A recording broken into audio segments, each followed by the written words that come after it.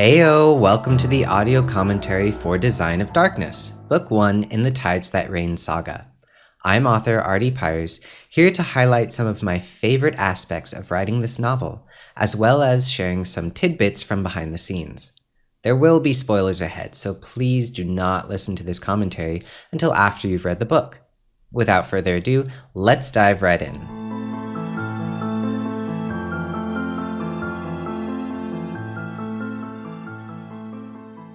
Chapter 1, From the Fire. This opening scene, I'd say throughout everything that I've ever written, is probably the scene that has been rewritten the most. I cannot tell you how many iterations this went through. It's probably at least a dozen complete rewrites. And some of that was to satisfy me, some of that was to satisfy reader feedback, and some of the largest changes were actually done to satisfy the original publisher. So the biggest change, I'd say, that actually the ripples of which can be felt throughout the entire series is that the kids did not know about Afonso's light. Mariana, Arsenio, and Helena were originally ignorant about their parents' involvement. Just from a story standpoint, that changes their knowledge base, but also from a character standpoint, because originally, because they didn't know, once they found out and after their parents had died, there's kind of a sense of betrayal that they had never talked to them about it before. Whereas after the changes in which they do know, that their betrayal is not really an aspect of that anymore because they were aware of it from the get-go. So originally, the family all gathers downstairs as people are fleeing from the fire, and Lucia, their mom, instructs Mariana to take her siblings into the wildwood and gives them directions of where to find the outpost without much description about what exactly they're looking for. Arsenio takes Helena with him. Mariana still follows her parents to a burning building that she doesn't know. The parents run inside and they die. Biggest feedback I got from that was actually from the initial beta readers, who commented that with an off-screen death from both parents, they were anticipating their return, and I did not want that to be an aspect of the story at all. I did not want you to think that they were coming back, because, spoiler alert, they're not coming back. They are dead. And so no matter how I kind of tweaked how that scene went, I still kept getting feedback that, they died off screen, therefore they must be coming back, to where Lucia and Severino are killed on the page. Another major change is that because Arsenio and Mariana did not know about their parents' involvement in Afonso's light, them taking the place of their parents in the journey abroad was supposed to feel like Galena didn't care. She had too much on her hands and was dismissing them as a kind of, well, if you want to kill yourself on this pointless endeavor, go ahead. If it was up to me, the mission would be canceled. And it was kind of the twins' tribute to their dead parents, and the idea that, they believed in this journey, we are going to take over it. But one commentary that really stuck with me from a beta reader reading that was that it felt a little young adult. It felt like, these unknown teenagers are going to embark on the most important journey. And I did not want this to feel like young adult. It is not young adult. So no matter how I stressed the fact that this was not an important journey, this is something that Galena, the leader of their chapter of Afonso's Light, really did not place any faith in them. But of course, we as the readers know that this is going to turn into an important journey. And so the fact that it was being entrusted to these teenagers who an hour ago did not know anything about their parents' involvement lent it that impossible young adult feeling. And then the last major change that happened was that the original publisher of Design of Darkness did not like having so much trauma dumped upon the protagonists all at once. They did not like that both Severino and Lucia die in the opening chapter, and so they had me spread the parents' death out. I didn't want to change it so that either of the parents stay alive, because that was such a strong motivator for the characters setting out, that I didn't want if I kept one of the parents alive, that would change everything about the characters. So I gave the illusion that Severino might survive, which additionally gave me the chance to humanize him a bit more as a character.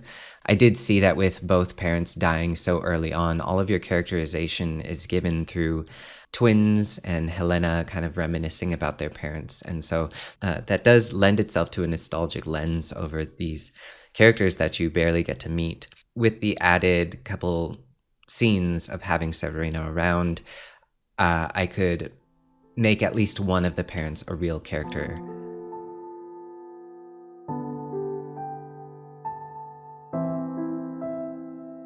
Chapter 2, The Dagger Strikes.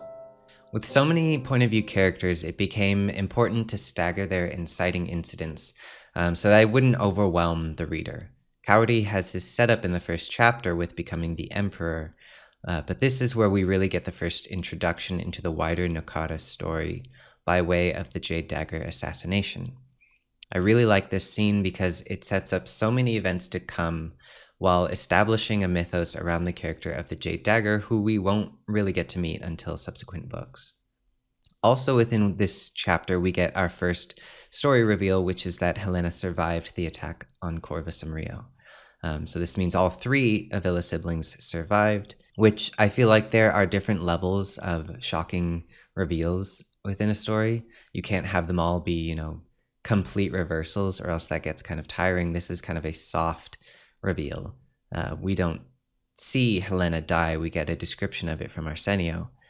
So when she shows up in the Quartz Basilica, it's kind of more like, oh, she survived, instead of like, oh, what?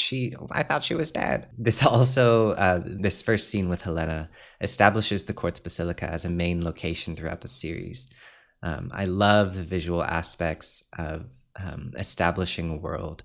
I just loved this idea of this stark white stone building that's almost glowing in the light of the sun that sits in this mountain basin made of black stones. It really kind of brings together the idea of heavenly bodies with like earthen settings.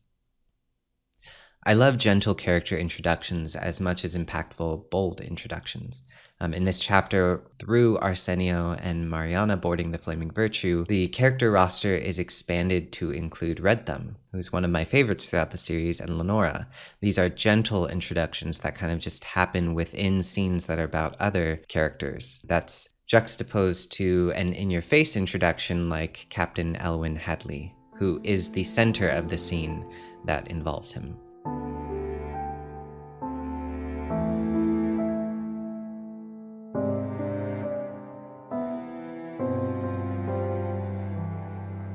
Chapter 3, Cliffs and Climbers. Opening a large series is fun because the scope starts out small so you don't overwhelm the readers, and then you as the author get to choose the pace at which you gradually widen that scope. We've already been introduced to so many characters who will have point of view chapters in the coming books, but our focus has been intentionally left narrow. This becomes a push and pull game of who provides the most interesting perspective on a scene, with whether it's really necessary to introduce a new point of view.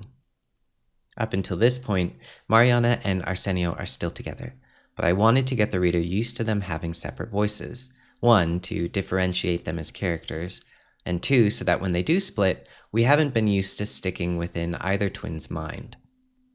Also in this chapter, we get Helena settling into her new role at the Quartz Basilica and kind of dealing with her situation and what she wants to do moving forward. Jacinta was a critical character for me to explore because I thought it was important to run the gambit of maternal personalities within the series.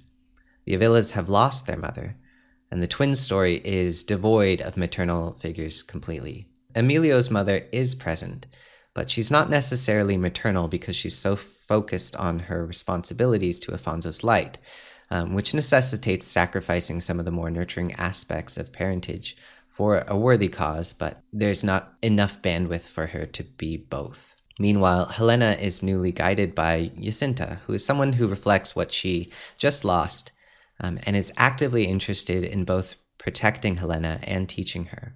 This chapter also introduces us to one of my favorite groupings, which is the three women from the Flaming Virtue, Mariana, Lenora, and Redtham, who we come to know as Sunev once she reveals her real name. These interactions are always fun to me because I felt like they are very different people who could absolutely just not blend well together. They're very strong personalities, but they end up meshing really well and kind of coming together and showing how they can work together with their different personalities to achieve their goals. Their experiences also presented a great opportunity to introduce the reader to the third realm, the Queendom of Kaelon.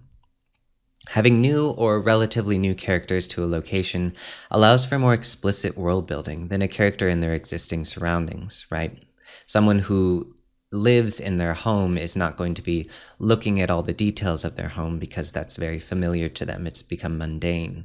Whereas someone who is dropped into a new home is going to be noticing the layout. Oh, there's a bathroom over there. There's a chimney over here. They're going to be looking at the crown molding. They're going to be thinking about the paint colors and the way the light hits things.